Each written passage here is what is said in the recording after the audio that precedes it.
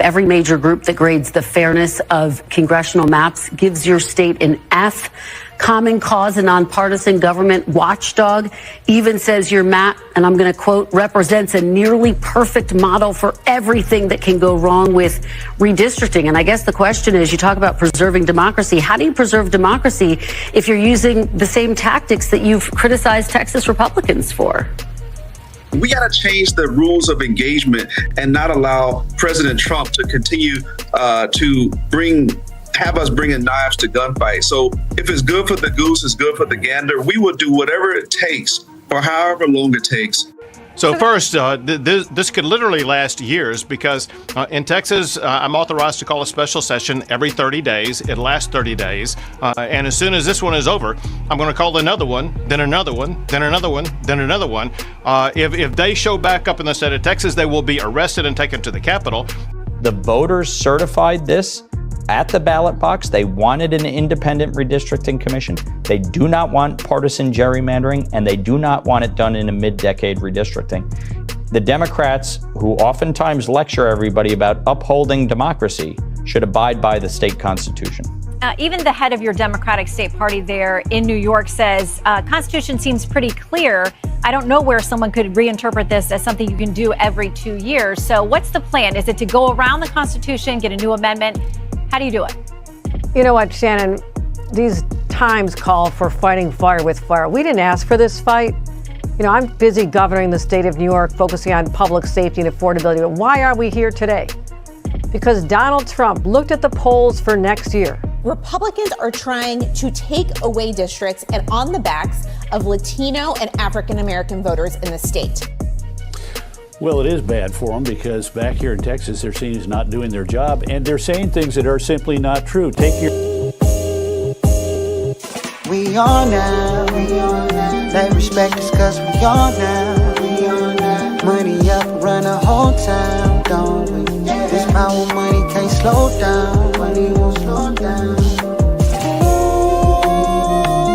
We doing a lot. How we got on top.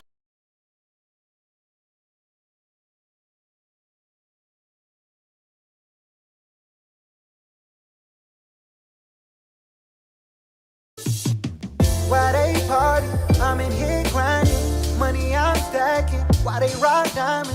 I can't relate to them. Ain't my shit common. I set a goal for me 2 or 3 commas. 7 figures, 8 figures to 9 figures.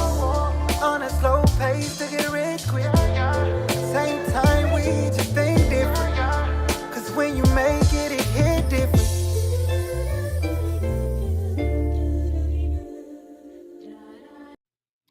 What it do, y'all? It's your partner Dale back in the saddle again for another edition of the Counter Move podcast, guys. Today, here on Thursday at about 8:30 p.m., guys. Thanks so much, guys, for joining your partner today, guys. If you could do me a favor, guys, like, share, and subscribe, guys. I think you're going to like exactly what we're talking about today. I'm going to continue my discussion on gerrymandering, guys, if you don't mind. But, man, this is going to be a really, really, really, really good time, guys. So let's dive into this real fast. Before I begin, guys, I get asked a lot of the questions a lot of times, guys. Dale, can I pick you? Can I pick your brain? I'm going to allow for you guys. I'm going to let you know in a second, probably at the end of the show. I'm gonna give you a link for you to be able to pick my brain, ask me questions, things of that nature, so that we can kind of reason together and just exchange ideas. For me, it's all about exchanging ideas, not about debating. I will welcome a debate, but through common sense, not foolery. If that makes some sense. All right, guys. So let's dive into this real quickly, man. Guys, today's topics, real quick, we're gonna be talking about, hey, gerrymandering. We back on that saddle again, guys. Man, it's getting a little bit more heated. And it's really centered around Texas, guys. We're going to look at the history behind gerrymandering. We're going to invite in a constitutional professor to walk through this thing real fast. Number 2, Greg Abbott versus Kathy Hochul. Man, something is going on there, guys. Fox News, Shannon Breen brought on both of them with a great, great interview that she did to them both. Balanced. And she pressed them on some good stuff. So that was good. I love those type of interviews, guys. And lastly, man, the Democrats walk out the Senate of the Texas Senate. They actually walk out. Now, the Senate did pass. Texas Senate did pass, but they actually walked out, and a lot of the House members are out of the state. Man, that's going to be very interesting to see, guys. And then lastly, guys, man, I'm going to give you my thoughts on what's really going on behind the scenes. What's the strategy on both the Democrat side and the Republican side, the brain trust of the Republican side and the brain trust of the Democrat side. We're going to reason together. I'm going to give you that what I think the true thing is. But let's dive into this first topic real quickly, guys, if you don't mind. Here we go. Man, guys, not my tech. Forgive me, guys. Oh, my bad. Where did it go? No, not that either. Something going on. Anyways, gerrymandering, guys. Here we go. Democrats versus Republicans, guys. There's a history behind this entire thing. And I need to add one thing real fast, guys. So I'm doing this while I'm walking through this. A video that's came to my head that I think will add a lot of value. There is a history behind gerrymandering. This is not new at all. Okay, and I want you to hear the history behind this. And I'm going to bring in a businessman to walk through the history, not a political guy, a businessman to walk through this entire thing of gerrymandering, guys, of what's going on. All right, one second, I'm getting to it. But I wanted to walk through this to give you guys kind of a peek behind. Okay, where did all this come from? But before we go into that, guys, let's dive into. Let's look into the history of this thing real fast. Let me invite my partner real fast. I'm having some issues technical wise, so if I do, guys, don't shout me down. Here we go. Share. There we go. We are here. All right, guys. I'm gonna bring my partner in. This is my man ML, Mark Levin. This is my dude, man. Love me some ML. Some folks don't like him. I don't care. That is my dude, man. We're going to walk through. He does a great job at walking through the history behind gerrymandering. Walking through the history. There's a history behind this. And I want you guys to pay attention to who actually, the name of the person and what party name he was affiliated with, right? And you're going to be like, what in the world? And from the get-go, you're going to see how this whole thing plays out. So let's dive into this thing. Here's my man, ML. Let's get into a big dive. Let's do a little history. I enjoy history. Do you enjoy history? And then we will apply it to what's going on today, which is very, very important. Gerrymandering. Wow, that's quite a word. Gerrymandering. Yeah. Thomas Rogers Hunter, University of West Georgia, the first gerrymander.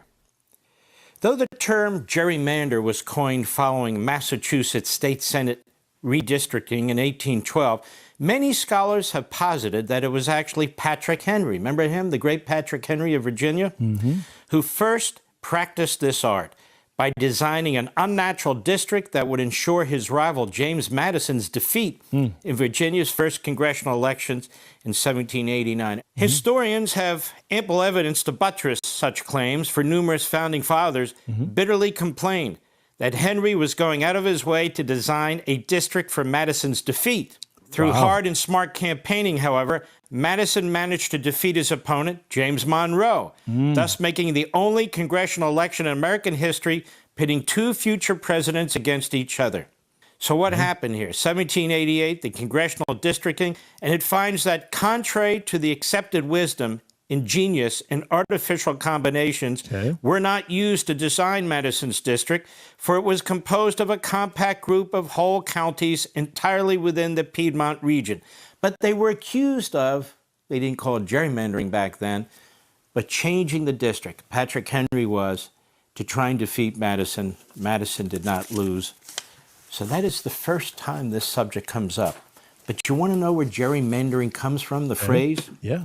The Smithsonian Magazine helps us. Long and thin, the redrawn state Senate district in Massachusetts stretched from near Boston to New Hampshire's border, where it hooked east along the Merrimack River to the coast. It sliced up Essex County, a political stronghold for the Federalist Party, all by design of its ascendant political rival, the Democratic Republicans. Stop right there. The Democratic Republicans. Notice the name. Notice the name. Y'all see the name? The Democratic Republicans. Now, if you're biased, you're going to focus on one of the names. But look at both of the names are there. Democrat and Republican. Interesting.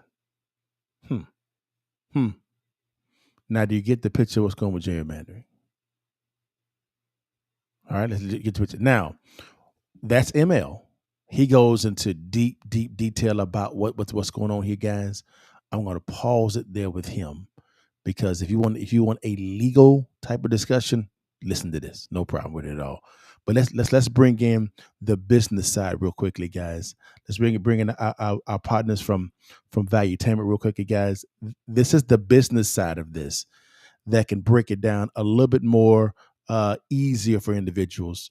And I want you to see how this initial gerrymandering map was actually drew. It is ridiculous, but you're going to begin to see how similar it is to today's maps. Let's get into it. What is redistricting? Why are people losing their minds? In the state of Texas, you have the governor, state of Texas. Okay. What's his name? Abbott? Governor Abbott. It's Abbott. Greg Abbott. Goes out there, and they announce that they're going to be redistricting. And a lot of people, they're gerrymandering, they're redistricting. And then it goes to vote on the Senate seat, which I believe it's 31 state senators in Texas that have to vote for it. Okay. They vote 19-2. Okay. 9 Democrats are not even there. They left. Many of them went to Illinois. Some of them went to Massachusetts. Some of them went to New York. Yeah. They're complaining about what's going on in the state of Texas. By the way, it was their duty to appear and vote. It was their duty to appear and vote, and they didn't. So is that meaning, is it an arrest? Oh, let me tell you what happened. So first of all, what would Governor happen Abbott, if the cops go on strike? Cops can't go on strike. These your elected officials went on strike. They went on strike. They left. Okay. One of the ladies even said this is, Hochul called this. I mean, she went off saying things about one of the representatives even called this, the Holocaust is what she called it. No, I'm not even. Jolanda Jones. Can you type in Jolanda Jones, Rob? Jolanda Jones called it a Holocaust. Is that Jolanda Jones? Yes. Okay, watch this one here. This is what she called it. Go ahead. And then integration happened and everybody thought they accept us. They don't accept us. They are showing us who they are. We should believe them. And we better have the courage to stand up. Otherwise, we will fall for anything. And in this country, we will be defeated, deported. We will lose all of our rights. Okay, fear porn. Think it can't happen, it can. And I would liken this to the Holocaust. People to the Holocaust. She's criticizing citizens of Texas that elected her. Okay, so you check got this elected. out. They don't hate you. There's some of them elected you, woman. Tom, we got it. So she says Holocaust. Jasmine Crockett is worried because one of the seats could potentially get her to lose her seat. That's correct. So then last night they vote. And when they vote, it comes out that Texas Senate approves the new congressional map ordered, they say, by Trump. This is obviously not coming by Trump, but they're calling it order by Trump because a lot of people are saying. Look at the messaging. The messaging is that they're saying that Trump is driving this. Now, I will be honest. Trump does want this. He does. But the person that actually has the authority to do this is Governor Greg Abbott of the great state of Texas. Trump has no authority here. This is a state's issue. Each state is in charge of its own map. Okay? Now, don't get it twisted. Most likely, Greg Abbott and Donald Trump probably have talked. That is for sure.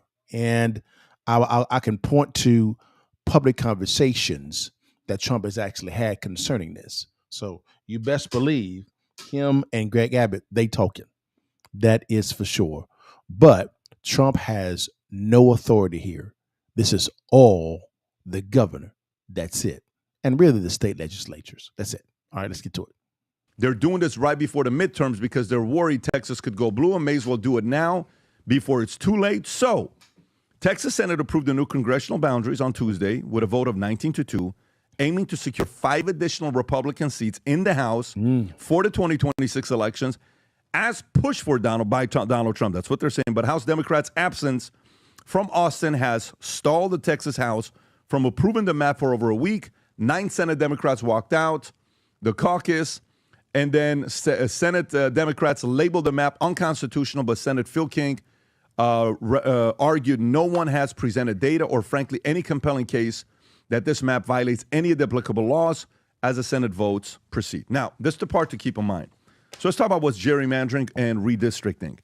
The way to look at it is, if you go to Illinois districts in 1950. Okay, Watch if this, you go guys. to Illinois Watch this. districts in 1950. Okay, Watch this. and if you just type in crazy. images and you go to it, go to the one on the top left, the first one that you have. Yeah. That's what it looked like. And if you zoom in, this is the part that people are kind of zoom. If you can, okay.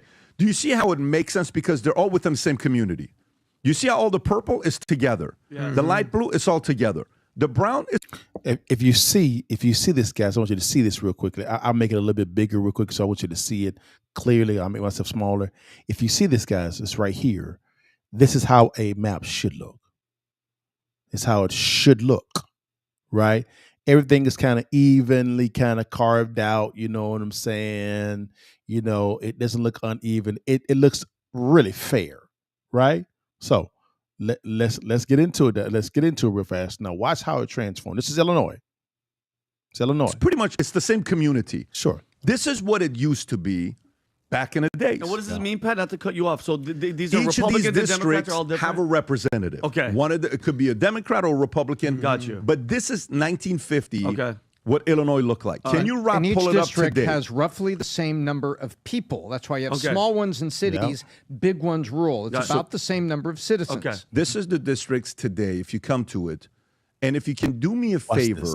for Watch Illinois, go to District 3. I think it's District 3, Illinois. Watch this, guys. District 3. It could It's be crazy District 3 town. or 7. They call it And the, District 9. yeah, they call it the earmuffs. Earmuffs. Illinois District It's called earmuffs. earmuffs. Yeah, All right. earmuffs. Watch this. Go to images. So Watch. you notice what you just saw. Okay, click on that. Vinny, that's now a district. What? Yeah. So that's called gerrymandering. Look at that. Look at So that. what they do is they split it up. Look at how that's drawn. Look at how that's drawn. You saw what it was before, what it should look like, right? Evenly done. And look at it now. This is Illinois. Illinois, right? We're gonna see Texas. Don't get it twisted. All right. This is Illinois. Look at that. Does that look normal to you? Huh? We're gonna get into dates in a second. Don't get it twisted. We're gonna get right into these dates in a second. Okay? But look at this. This is crazy town. Let's get to it. To take things like, let's just say if that place is too much Republican in one district, Okay. and the representative in that area could end up being a Republican, they'll split it into different districts Yes. to have the Republicans be the minority of another district, so intentionally lose. So is that They cheap? call this gerrymandering. The same thing happened in Maryland, Rob. If you go to Maryland District 3. Can you look at Chicago 9 real quick? Yeah, we'll go to that as well. Go to Maryland District 3. Democrats are smart, huh? So Yes, go to 7. Yes, they Go are. to Maryland District They 7. are. I just want to see. It's one of the two. There's another one that is extremely weird. We'll show some of these to you guys. Okay, look at that one right there. Do you see how it's cut? Look at that. You see, it's cut intentionally that way Look at that. to hurt some of the folks that, like, imagine you cut a Republican county, a community in a certain way to hurt them. Yes. You do it this way, Yeah. then you win. So now, while we're going through the history of gerrymandering and how this whole thing came about, this goes all the way back to 1800s. There was a governor, I think the governor of Massachusetts, his name was Elbridge Gerry. Rob, can you type in Elbridge Gerry, Gerry? There you go. So this guy is the first guy that understood what redistricting was, and he built a district that looks like a salamander. So type in Elbridge Gerry salamander. He's the first guy that did it. How this was and he was done. part of the Democratic Republican Party. Back in the days, it was a Democratic Republican Party. You see Go that? on the top left? Same That's two the names. district. Let's get freaking. He drew that district. Oh, scary. Look you at see how that. he drew that Look district? at that. Dragon? So What they are you call doing? that. Look That's a at that. salamander. The name Look at came that. from Gerry and salamander. That's crazy They called it town. gerrymandering. This is how the name came about from the 1800s. So it became a brilliant strategy for a lot of people to use to hurt the opposing party, to eliminate competition, to be able to push whatever policies you want. And in a lot of cases, they say there's 3 reasons for it. Some of them, they do it because it's bipartisan. Both sides are like, I think this is fair. It's okay. It's fair for everybody. Some are partisan. And some of them, they're like, look, whether you care for it or not, we're doing this anyway. So this is called chaos. Newsom responds at Trump yesterday. So we're getting to Newsom in a second, but I wanted to give you guys a little bit of some history behind this guy. So this is not new. And I want you guys to really focus on the founder of it.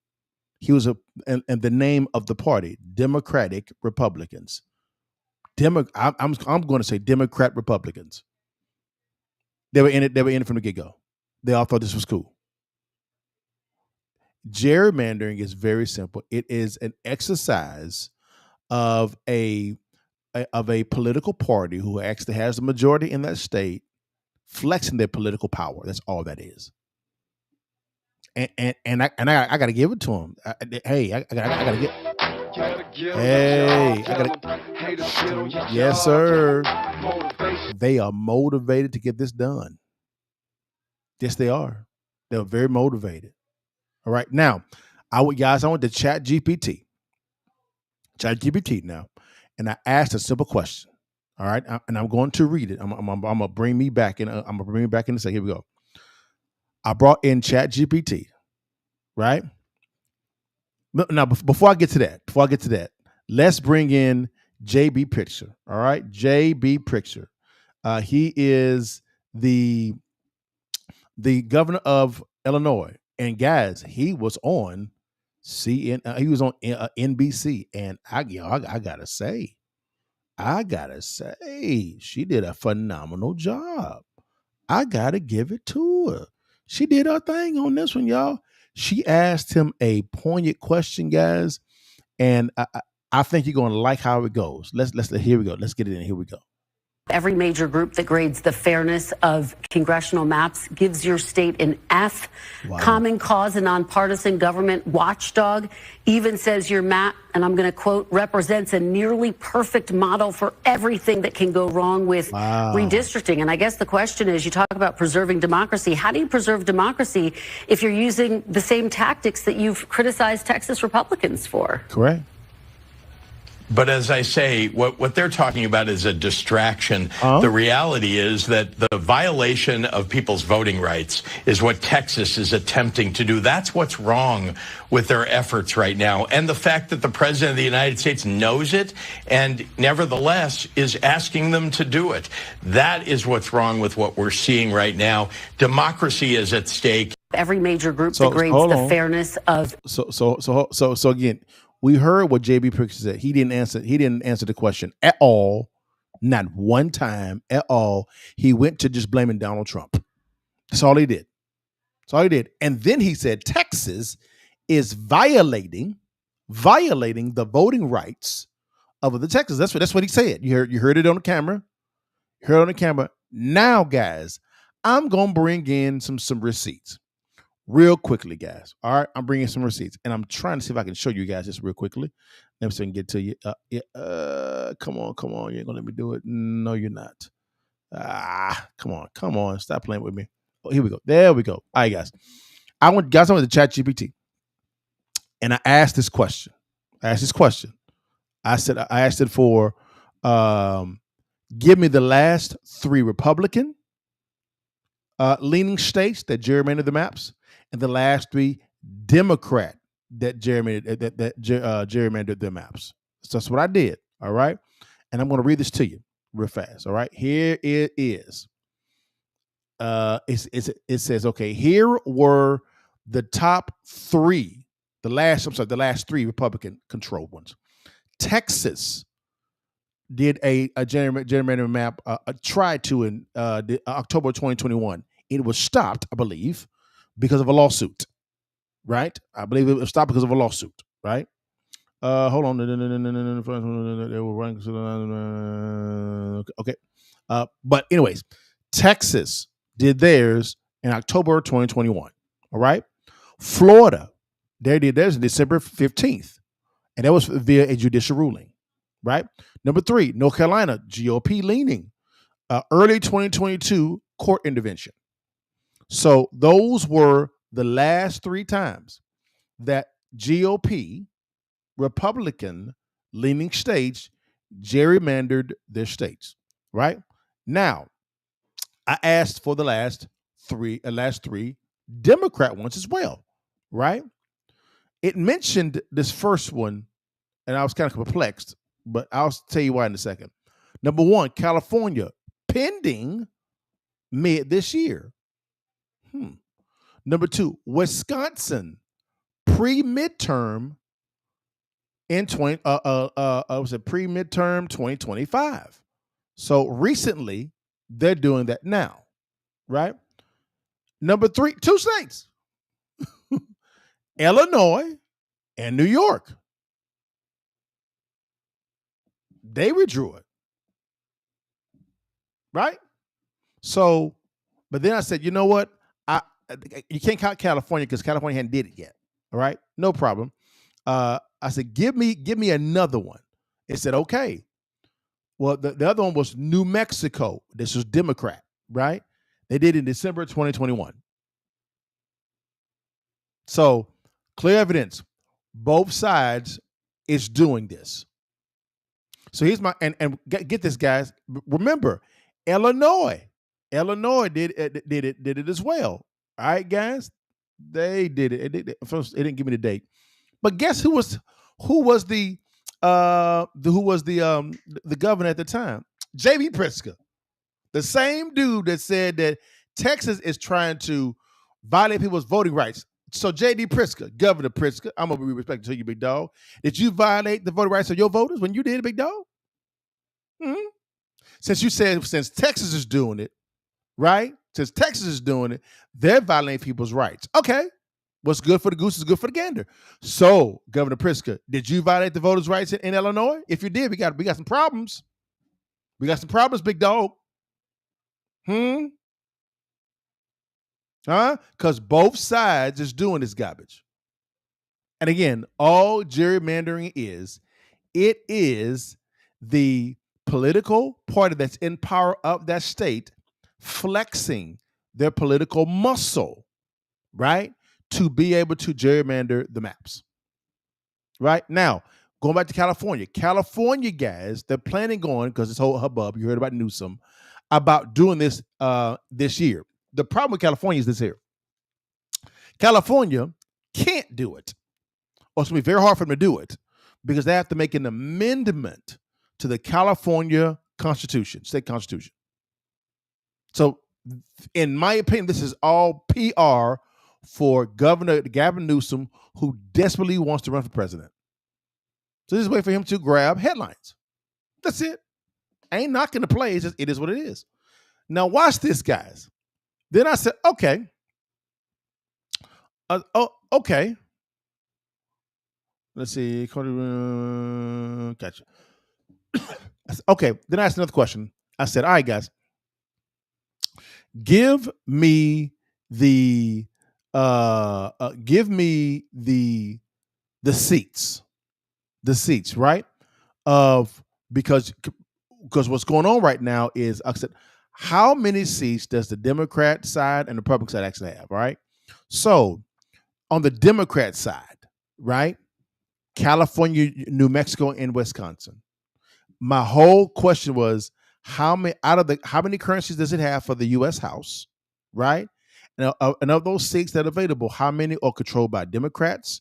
How many are controlled by Republicans? All right. I asked it for both Republican and Democrats. Let's go to the Democrat first. So California has a total of 52 seats in the U.S. House.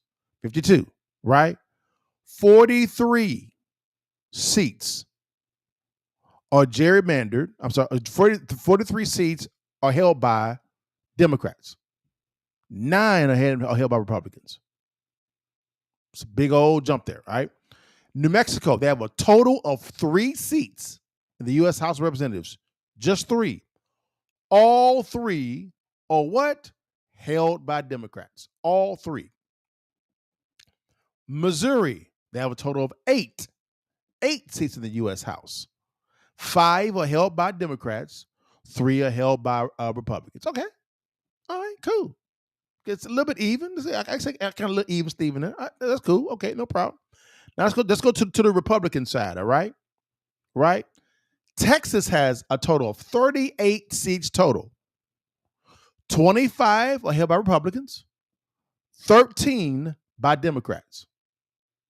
Right. Florida has 28 total seats. 20 are held by Republicans, 8 by Democrats. That's pretty lopsided. Indiana, 9 total seats, 7 by Republicans, 2 by Republicans, 2 by Democrats. So again, leaning of course for GOP.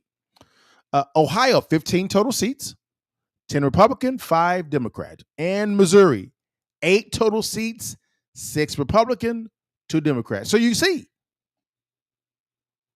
no matter the political party, whatever state is leaning that way, the U.S. House is leaning toward the controlling Democrat, the controlling party of that state when it comes to those seats. So again, it is what it is. Now, all right. Now let's bring in. Now let's go on to the next topic, guys. Now, because of this, Governor Abbott of Texas and Governor Hochul of New York, it's been a little bit of a verbal battle here, right? So there was a pretty good interview that Shannon Bream did on Fox. Great interview, balanced, love it. Let's go to Governor Abbott first, because that's how she interviewed. She interviewed Governor Abbott first, right? So let's see what he has to say about what's going on. She's going to ask him some good questions. I'll chime in with my thoughts. I live in Texas, so this is important to me. And then after this, we'll bring in Governor Hochul from the great state of New York. Here we go. Texas Republican Governor Greg Abbott. Welcome back to the show. Governor, good to see you. You too, Shannon. Thanks. So let's talk about some of these leaders who've left Texas. They say they're not on the run. They're not hiding. They're out doing media appearances. And part of what they want to do is to encourage the comments like you heard there from Governor Gavin Newsom. Here's your Texas State Rep, Ron Reynolds. We got to change the rules of engagement and not allow President Trump to continue to have us bringing knives to gunfight. So if it's good for the goose, it's good for the gander. We will do whatever it takes for however long it takes. So, Governor, how long could this take? When do you launch the next special election? When do you expect some answers from the courts you've petitioned there in Texas? So first, this could literally last years because in Texas, I'm authorized to call a special session every 30 days. It lasts 30 days. And as soon as this one is over, I'm going to call another one, then another one, then another one, then another one. If they show back up in the state of Texas, they will be arrested and taken to the Capitol. If they want to evade that arrest, they're going to have to stay outside of the state of Texas for literally years. And they might as well just start voting in California or voting in Illinois, wherever they may be. And that will aid and support the lawsuit that I filed in the Texas Supreme Court saying that these lawmakers have abandoned their seat because we are incapable of conducting business for the people of Texas because they have fled. This is the most un-Texan thing we've ever seen. In Texas, from the time of the Alamo until today, Texas stand and fight. What these cowards did, they didn't stand and fight. They fled and went to leftist blue states that may be more aligned with their personal philosophy that is not welcome in the state of Texas. So you talk about the legal action there and the petition with the Texas Supreme Court. Now, back in 2021, the Texas Supreme Court did hold that your state constitution does recognize this quorum breaking by the minority can happen. So how do you now expect to convince them that these folks have abdicated or abandoned their seats? Well, Shannon, the Texas Supreme Court didn't do exactly what you said. It did have a sentence in there that said that the way the Constitution works enables a quorum break, but it didn't authorize it. Let me give you an easy example. An interstate highway enables you to be able to drive 100 miles per hour on that interstate highway, but you're not authorized to do it. And if you do it, there's going to be consequences for which you could be held into court. And that's exactly what we have with the quorum break here. We have a situation where lawmakers are violating the law in Article 3 of the Texas Constitution where they are required to act on bills because they're violating that constitutional mandate. That means they are not fulfilling their oath of office, and they can be removed from office in this legal action that I'm taking. Okay, so our next guest, Governor Hochul of New York, has welcomed some of your members who have fled there. She is praising them. Here's a bit of what she had to say. What Texas and Republican states are doing at the direction of Donald Trump, I say is nothing short of a legal insurrection. Wow, yeah, wow.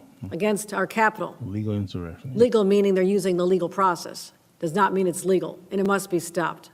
So is there any conversation about legal liability for jurisdictions, for leaders, for other places where some of these Texans have fled? So listen, all this big talk and bluster by Democrat governors is nothing more than weak sauce, because the fact of the matter is they are bringing a gun to a gunfight, but they have no bullets because they lost their bullets when they engaged in redistricting and gerrymandering over the past decade. They have, because if you look at what the way. I'm glad he said that, because here in a second, we're going to walk through the numbers of the time that the Democrat states have gerrymandered and how what they're saying holds no weight right now because of the strategy that they actually used. All right, here we go. Lines are drawn in California, in New York, in Illinois, Massachusetts, where there are no Republicans whatsoever. They've run out of Republicans that they can move out of office. If Texas had drawn our lines mathematically the same way that California had, we would be not adding 5 more seats. We would be adding 10 more seats. And if you look at all the Republican states across the entire country, if we engage in this war of making sure that each state is going to draw their lines the way that the Democrat states have, Republicans are going to be able to pick up maybe as many as 25 seats. Wow. And then I'll add on top of that, with each passing census, it's the red states that are getting the population, the blue states that are losing population. Wow. We know mathematically that New York and California, they lost seats this last census. They're going to be losing more seats in the coming censuses because people are fleeing the leftist ideology of New York, of California, of Illinois, and they're coming to free states like Texas and Florida and Tennessee and others. So what do you say, though, to Republicans who are worried about this? There are some. So again, he made a point concerning, yes, the Democrat governors are talking about kind of like retribution. We're going to do the same thing that you're doing, Texas, if you don't stop. The problem with that is the numbers, the math ain't mathing, because the Democrat side has already heavily gerrymandered their states. And you're going to see the numbers in a second. Don't you worry, I got you. Now, let's bring in Kathy Hochul. Kathy Hochul, she came on the same show, right? And she responded to what Greg Abbott was actually saying. So let's see what's going on with her. Let's dive into this one. Here we go. New York Governor Kathy Hochul, welcome to Fox News Sunday. Great to have you. Thank you, Shannon. Okay, so let's start here. The governor referred to this. I mean, your state constitution was amended by the people back in 2014. It sets restrictions on when and how you can redistrict. This is what Congressman Mike Lawler, who obviously could be at danger of losing his seat. Here's what he says about that.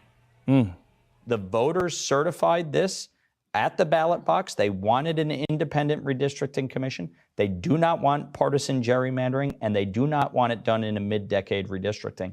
Okay. The Democrats, who oftentimes lecture everybody about upholding democracy, should abide by the state constitution. Even the head of your Democratic state party there in New York says Constitution seems pretty clear. I don't know where someone could reinterpret this as something you can do every 2 years. question. So what's the plan? Is it to go around the Constitution, get a new amendment? How do you do it? You know what, Shannon? These times call for fighting fire with fire. We didn't ask for this fight. You know, I'm busy governing the state of New York, focusing on public safety and affordability. But why are we here today? Because Donald Trump looked at the polls for next year, and they realized, based on their failed policies, which are hurting New Yorkers and people all across this country, the tariffs did not create jobs. We now have 2 million people more, 2 million more on unemployment. We have Medicaid costs that are being taken away from people. There are going to be millions of people without health care. The cost of everything's going up. I was in a Target yesterday. Parents are worried about back to school shop. So what they saw was, they said, wait a minute, we're going to lose power because they actually don't like our policies, even in purple and red districts, because I know what I'm talking about. I used to represent the most Republican district in Congress just a few years ago. I know how they feel. And so they know they're going to lose next year, so now they're desperate. It's like, okay, let's look around the country. Let's demand, not ask, but demand Greg Abbott follow like a lapdog. Donald Trump's order to give him 5 seats. That's why we're here today. So, Governor, they want to have a Texas stand down. We'll stand down as well. You know that Texas, though, legally can do it right now. Yes, you can. can't in You New York. can. So That's correct. what is the plan? To ignore the state Good. constitution, to amend it? Good question. No, we'll put it to the people. We amend How? constitutions. We just did it a few years ago. We can put it to the people. But I think the people of this state, after what they're seeing when there's one-party domination in Washington and how our costs are going up, we're losing jobs and people are suffering, they're going to want us to use every tool in the arsenal to fight back. And that's what I intend to do. Okay, you know, obviously, that those maps that came about the last time for redistricting were caught up in a lot of court battles there in New York. Here's how National Review summarized it. They said it was only 3 years ago that New York's Democratic legislature drew up a map so brazenly contemptuous of basic rules that govern a district's contiguousness that the state's Democrat-dominated Court of Appeals threw it out. The New York Times at the time called those maps comically contorted. That's their quote.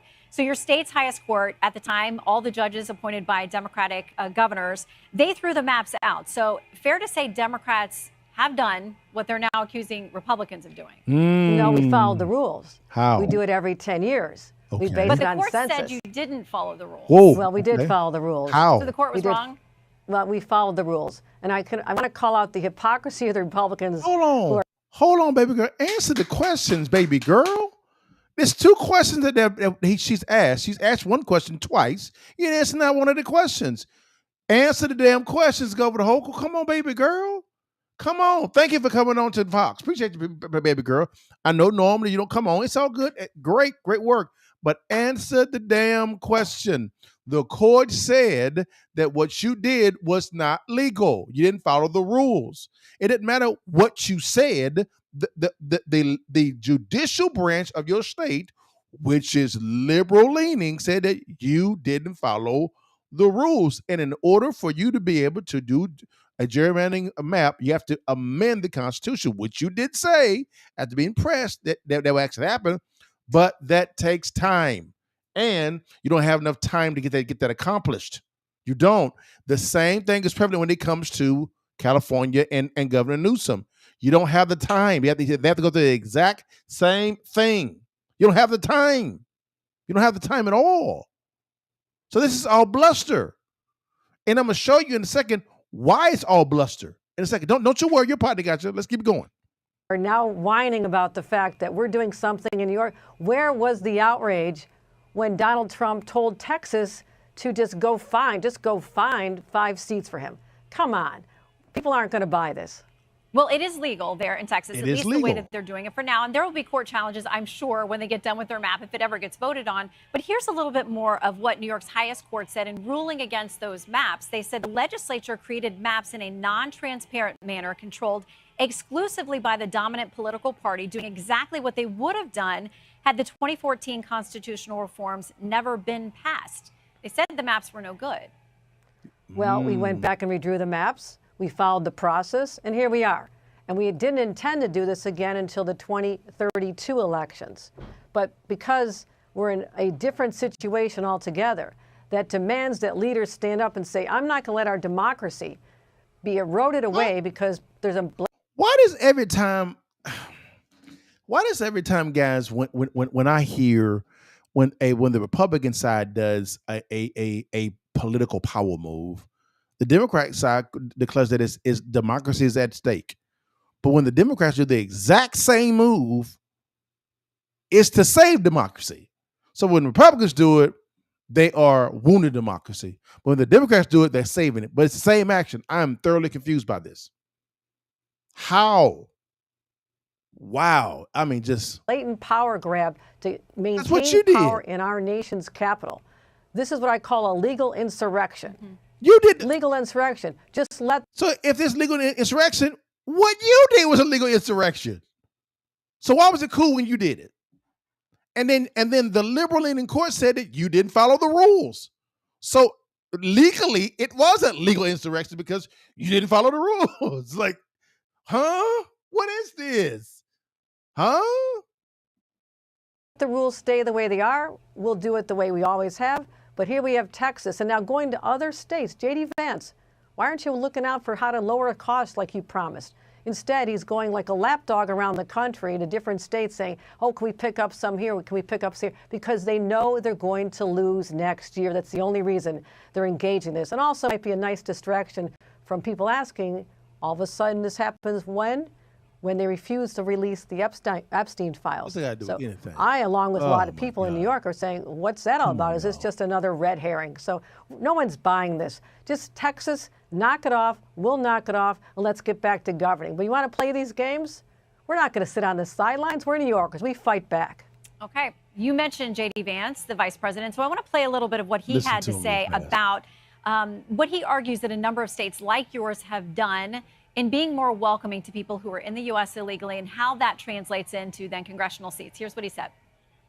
So they get rewarded for welcoming illegal aliens into their state, giving them federal benefits, actually asking the taxpayers of states like Ohio to subsidize them. And then those same taxpayers in Ohio and Indiana and elsewhere, they have fewer congressional representatives.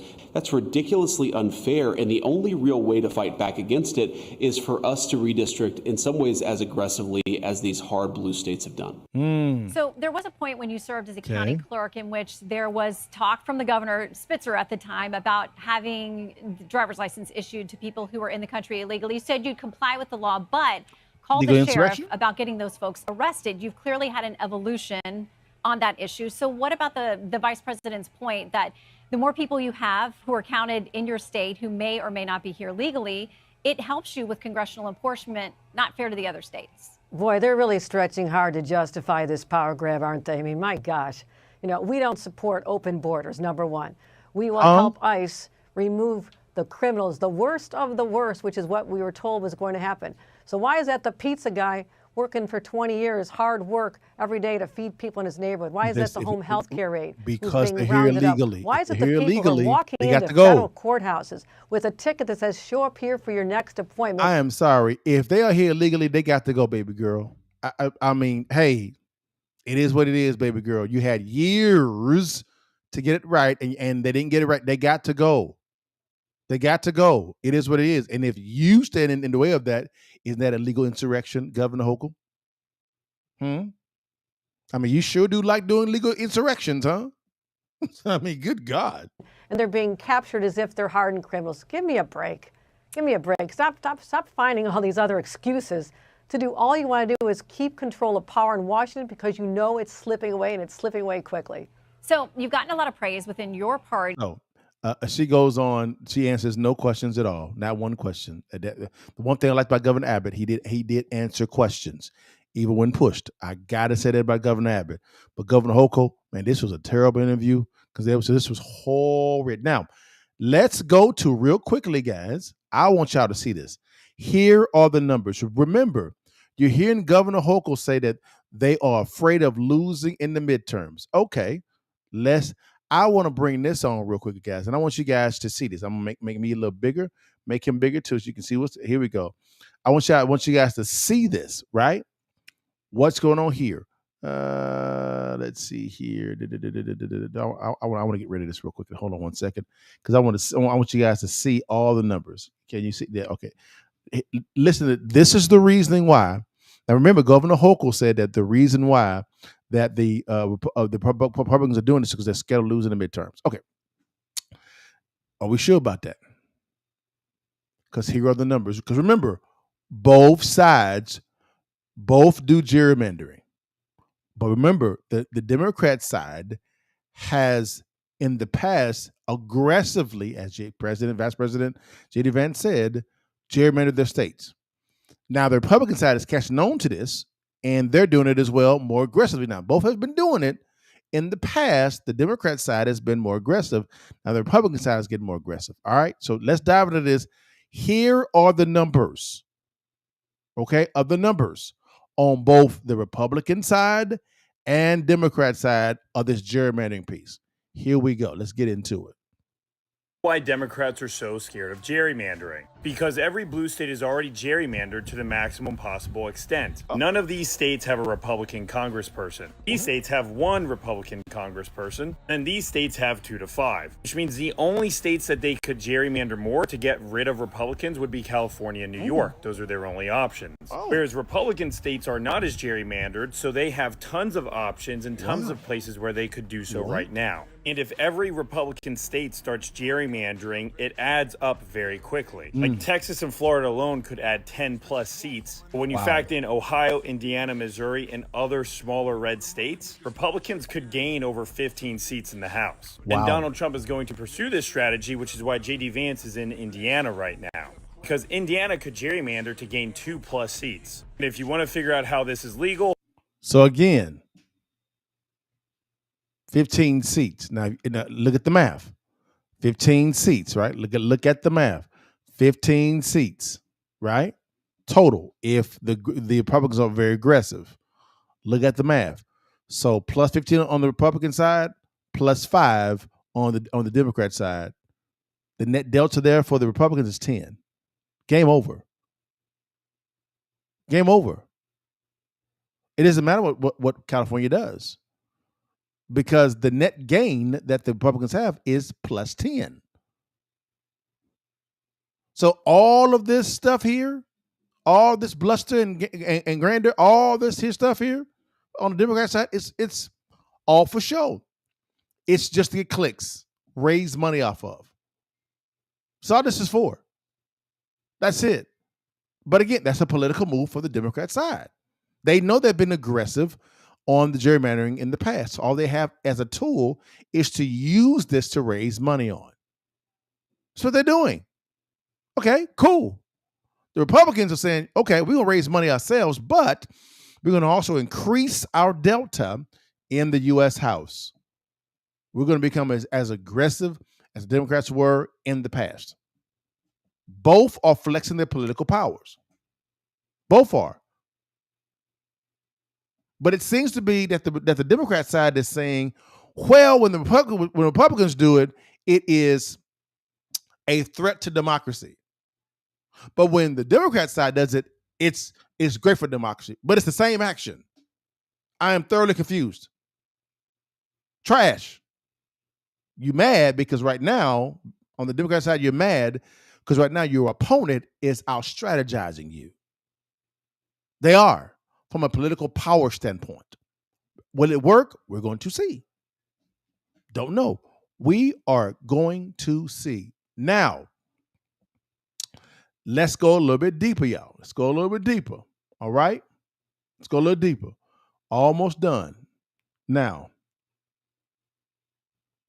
when the Democrats walked out of the Texas House and the Senate, one of the biggest planets on the Republican side came out. He was very vocal, and he let them know how the strategy is not going to work. Remember, I'm a strategized guy. I'm a strategy guy. All right.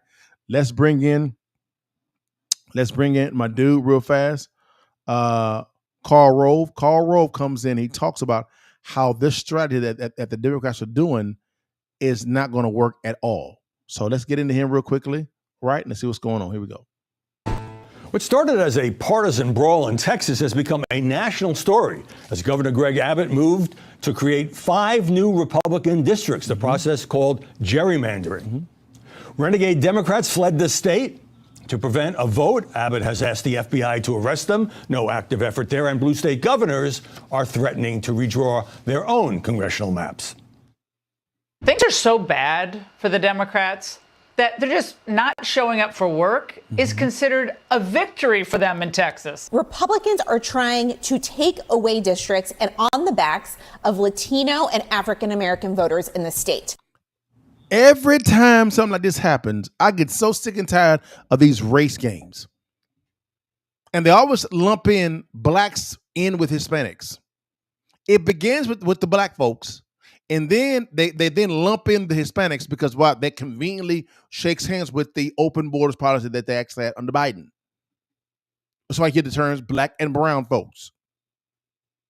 So now what Texas is doing, as I said before, is a threat to democracy because it's trying to take away voters' rights.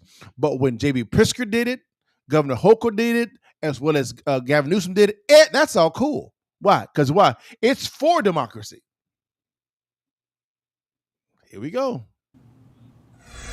Joining us now from Austin, Karl Rove, the Fox News contributor and former Bush White House official. Karl, let's start with your home state where all the action is and all the media coverage. Does it look bad for the renegade Democrats who hightailed it out of Texas and are now facing possible arrest? Because the press sure seems to be rooting for them. Well, it is bad for them because back here in Texas, they're seen as not doing their job, and they're saying things that are simply not true. Take the Democrat spokesman you had on the CNN program. The redistricting plan that has been proposed in the House of Representatives, Texas House, creates 2 black majority districts for the first time in the history of Texas, and creates an 8th Hispanic majority population district. So the idea that this is on the backs of blacks and browns is ridiculous. Let me hear this again. Hold on. Black majority districts for the first time in the history of Let me go back. Hold on. Texas, they're seen as not doing their job, and they're saying things that are simply not true. Take the Democrat spokesman you had on the CNN program. The redistricting plan that has been proposed in the House of Representatives, Texas House, creates 2 black majority districts for the first time in the history of Texas, and creates an 8th Hispanic majority population district. So the idea that this is on the backs of blacks and browns is ridiculous. It's just the opposite. For the first time ever, Texas would have a compact, contiguous district in Dallas that is majority black, and a similar district in Houston that's majority black. But you say so. Wait a minute. Now I get it. You accuse the other side of what you've been doing. Huh. So for the first time in Texas history, we'll have 2 majority African black districts like that, and then an 8th primarily Hispanic district. So I'm confused, Democrats. How can those 2 actions be taking away voting rights? I'm confused. Help me understand. Again, what happens a lot of times is the strategy of the losing side in this context. Normally what they do is they accuse you of what they've been doing. Interesting. Wow. Interesting. Let's keep it going. This spectacle isn't necessarily a slam dunk for Greg Abbott and the Republicans either.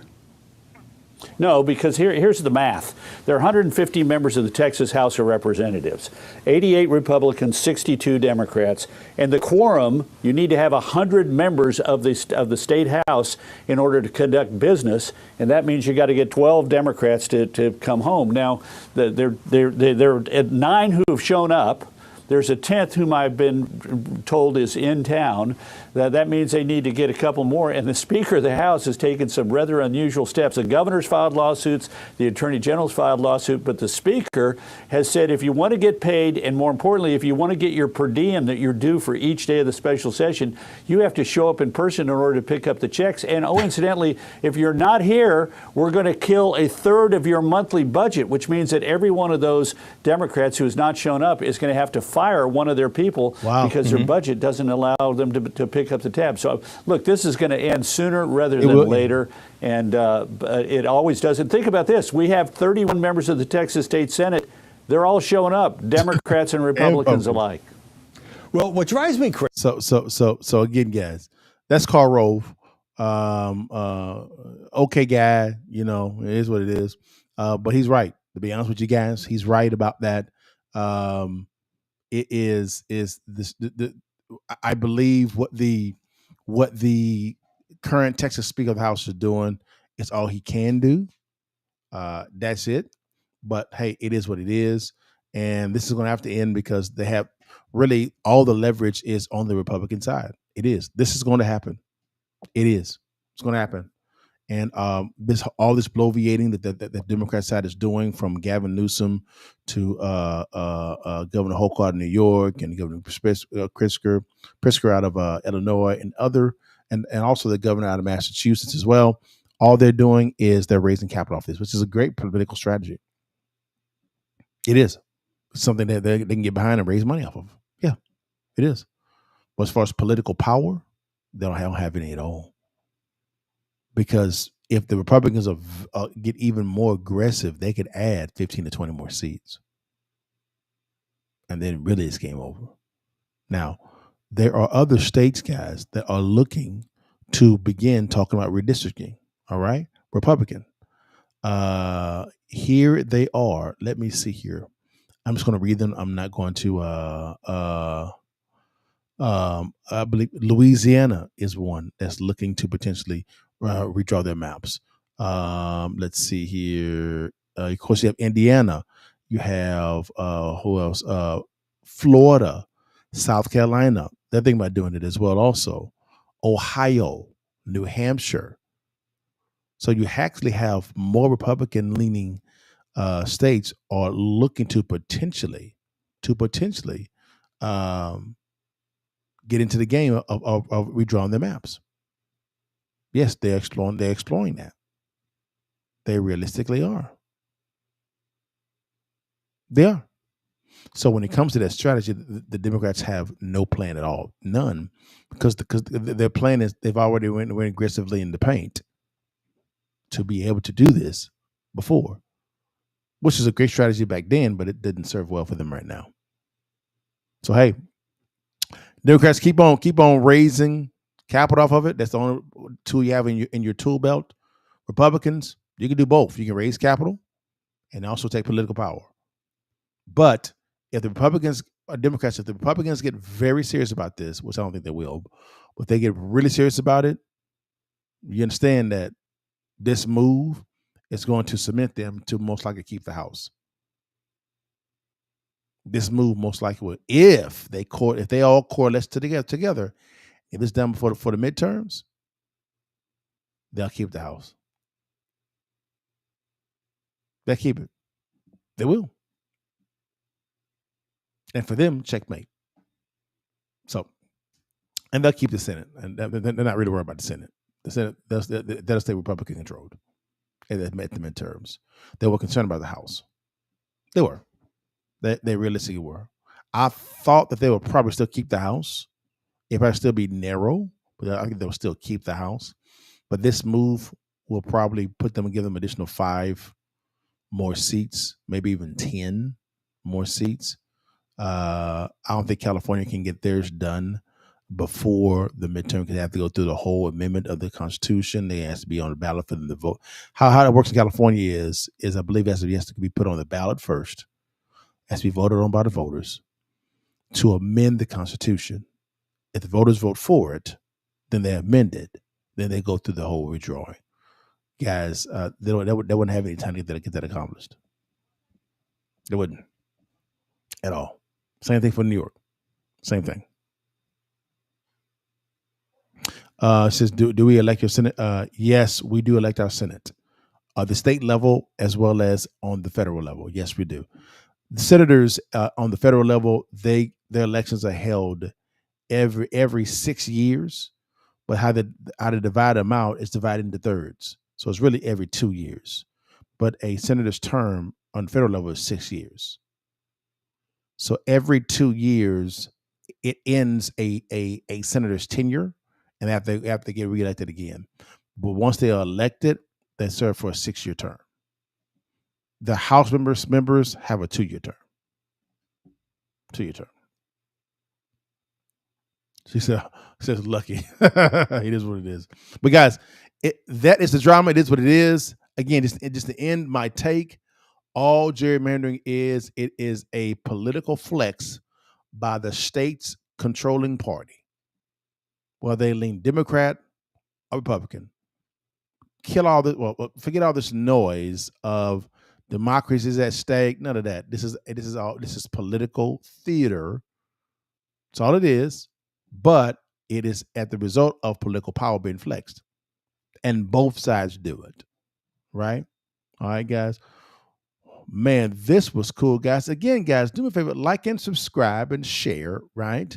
So whenever I go live, click on the little bell there. What happens is when you click on the little bell, guys, it lets you know that your partner's live. You can come kick it with me. We talk about some stuff, guys. All right.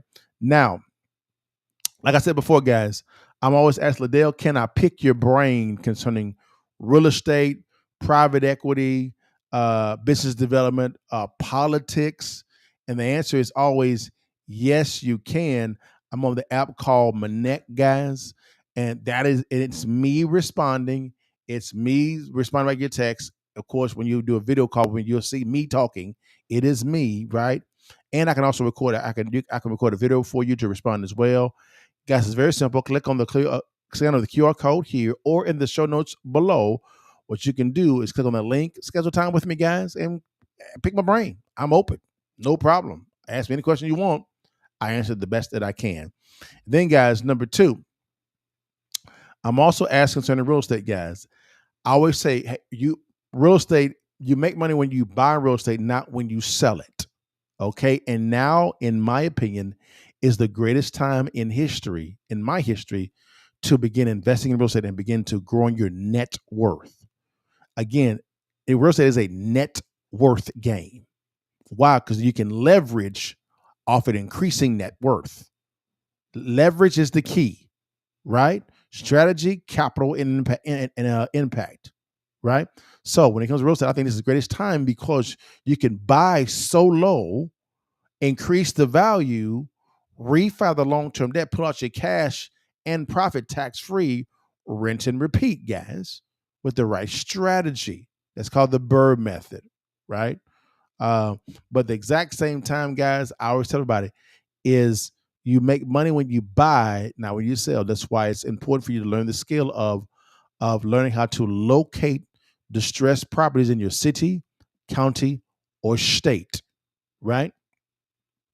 And so it just so happens your partner is giving away a free ebook that gives you the tools to be able to learn this skill for free. It is free. Don't want nothing from you at all. Nothing at all. I want to give you the information. All you got to do, guys, is scan on this QR code on the screen or click on the link below in the show notes. Go to it. Go download it. It's free. Or if you can do none of those 2 things, don't you worry, your partner got you. DM me the word real estate. Is on the keys on the screen. Real estate, and my team will get you out the link tonight. You get it? Go download it and go read it. Is what it is, guys. It's for free. Doesn't cost you a dime, guys. All right, guys. Well, guys, and lastly, guys, every Friday, me and Cliff at 5 p.m. CST, we have Real Estate Friday training, guys, live, guys, at 5 p.m. CST. Me and my partner, licensed appraiser, investor, and GC, general contractor, Cliff, we get on, we talk about current market analysis, and we give you a skill that you can actually implement today to make it from 10 to 20 grand on a monthly basis, guys. But guys, here's a little bit of a peek of what we talk about. If you don't mind, here we go. Let's get it in real quickly. What's good, baby? It's your boy Dale. I'm back in the saddle again. Our motto is to buy, build. We already bought it already, so we already own it, free and clear. Refi to long-term debt, cash flow. That is the motto. Cliff, man, is that a pretty strong motto, man? What do you think? Man, the model is strong. Like, you're getting each piece of the invest, right?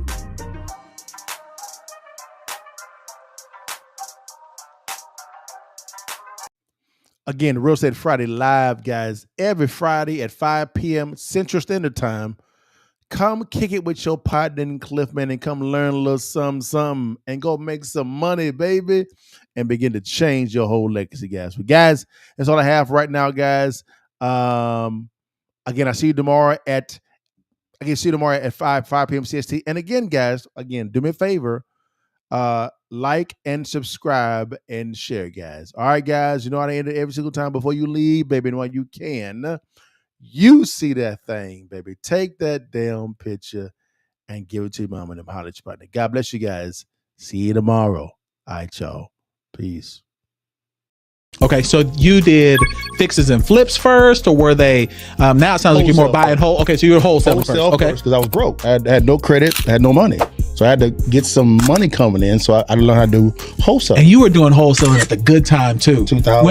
When it wasn't so saturated. There was. I kind of saw the debacle coming. Okay, it didn't make any sense. I was like, wait a minute, how can you lend out to retail buyers 99.7%? Yeah, just a little bit of a down tick. It's insolvent. And you got to remember, in some states, because I lived in Florida at the time, you could have loan to value above 100% of your property. Right.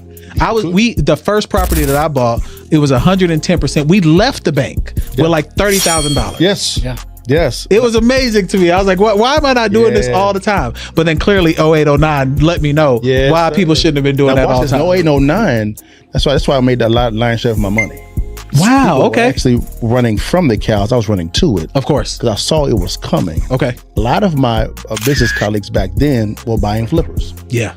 I didn't think it was wise for me to share 50% of my profit with Uncle Sam. He didn't do no work. Okay. So why would I give him free money? Of course. Okay, how can I make sure I'm still legal, but keep the lion's share of the cash flow? Of course. So I began studying the tax code with my accountants and CPAs, and I said, okay, I'm going to buy a whole lot of properties. Now watch this. I actually buy a lot of properties. I take home money when I actually acquire it. Every single time. Okay, you need to break that down just a little bit. If you'd like to learn how successful real estate investors make money when they acquire real estate and not when they sell it, click on the link below, swipe up, DM me the word to real estate to download our free ebook, Distressed Property Investing. The blueprint is in the ebook. Stay blessed. I'll let your partner and download the ebook today.